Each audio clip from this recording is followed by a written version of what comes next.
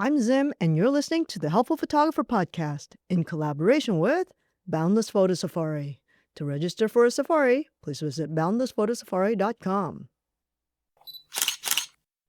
So I just wrapped up what was supposed to be a 4-part series on composition, and then the very next day I realized I missed something really big.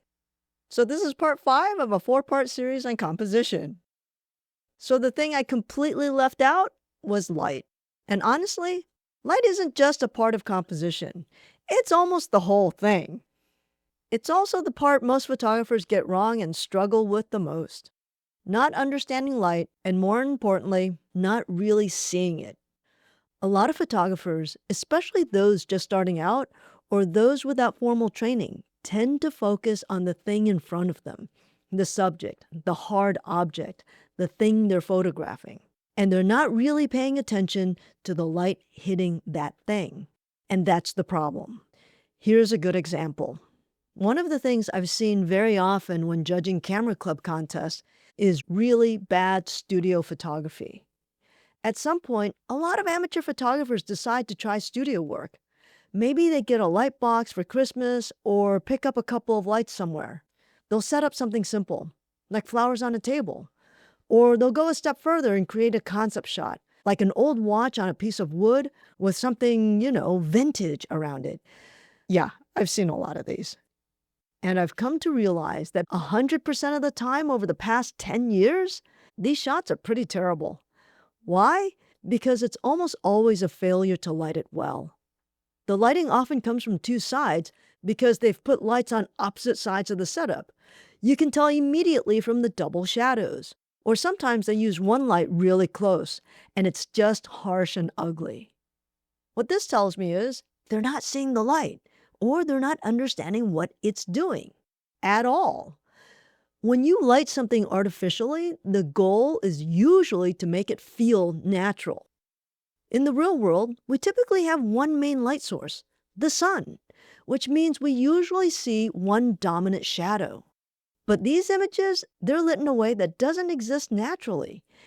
And that tells me the photographer is only looking at the object and they're not paying attention to the light. So let's step back for a second and talk about how we actually see. Most people think we see because of the presence of light, but that's only half of it. We don't see just because there's light, but because there's also an absence of light. In other words, shadows. I figured this out the hard way many years ago when I was skiing in Aspen. I had always wanted to try bowl skiing. Bowl skiing is when you have a really big slope that looks like a gigantic snow-filled bowl. No trees, no obstacles, just a wide open space. For a skier, that's a dream. So I finally get there. I'm standing at the top looking down, thinking, this is it. I drop in, and within less than 5 seconds, bam, I'm on the ground. I hit a mogul I never even saw. I get up, I try again, and bam, another one, and another one. And then it hits me. I can't see the moguls. Why? Because the light is bouncing in so many directions, there were no shadows, nothing defining the shape of the terrain. All the bumps were visually gone. So everything looks flat, even though it's not. And that's when it clicked. You don't just need light to see, you need shadows too. The same thing applies directly to photography. If you're not paying attention to the shadows, you're missing half the picture. Now think about why photographers love shooting at sunrise and sunset.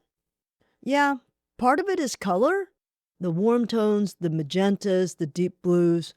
But that's not the whole story. Part of the magic is in the direction and quality of the light. Early and late in the day, the sun is lower in the sky, and that creates longer shadows, more texture, and more depth. Everything starts to look more three-dimensional and interesting, right? And if you have a few clouds, even better. You get softer light that wraps around your subject. Compare that to midday when the sun is directly overhead. The light comes straight down. Shadows fall in awkward places, like under the nose in portraits, which isn't very flattering. And if it's overcast, everything can feel flat and muddy. But shift that light just a few hours earlier or later, and suddenly everything improves. The light becomes directional and more flattering. If you look at commercial photography, you'll notice something interesting. Most of it uses soft light, but not flat light. It still has direction, and it usually comes from one side, not from directly above. That direction is what gives objects their shape, making them feel more three-dimensional. Now, that's not to say that hard light is bad.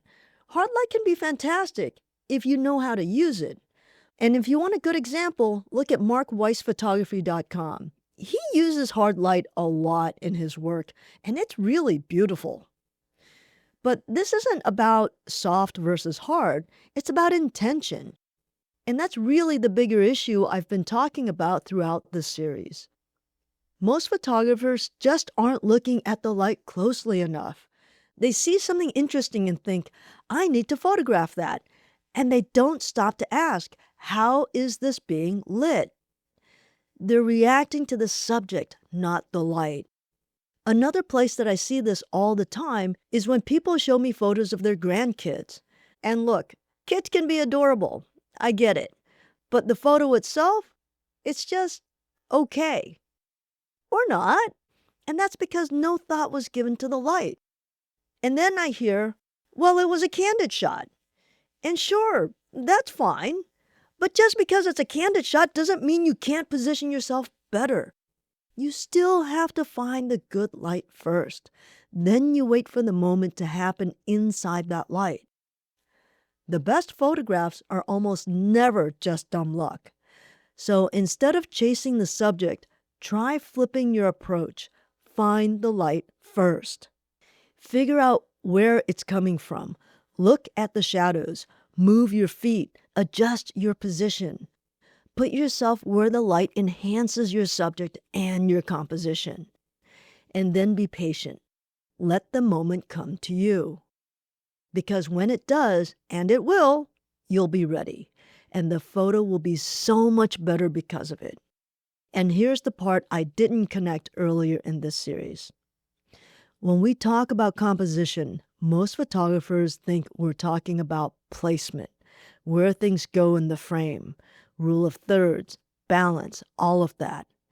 And I did go over that, but what I didn't say, what I should have said, is the light is a huge part of that balance. Light and dark carries visual weight. Jim and I talked about that last week. So when you're balancing a frame, you're not just balancing objects or colors, you're balancing brightness and darkness. You're balancing where the eye goes first and how it moves through the image. And I believe most of that is driven by light for the vast majority of images. For me, the idea is ingrained. I don't even think about it anymore. I'm not just seeing objects, I'm seeing shapes of light and shapes of shadows and how they interact across the frame. But that's not something you learn overnight. It takes time. In school, I spent multiple terms just learning how to control light. And even then, it took years before I really started to see it instinctively. And that's the challenge. Because in a workshop or even a short series like this, you can explain light, you can demonstrate it, but truly understanding it comes from practice, from paying attention, from making mistakes, and adjusting. So, if there's one thing to take away from this entire series, it's this. Don't just look at what you're photographing. Look at the light and be intentional. Because once you really start to see it, everything else in your photography gets better. I hope that was helpful. Until next time, keep on shooting.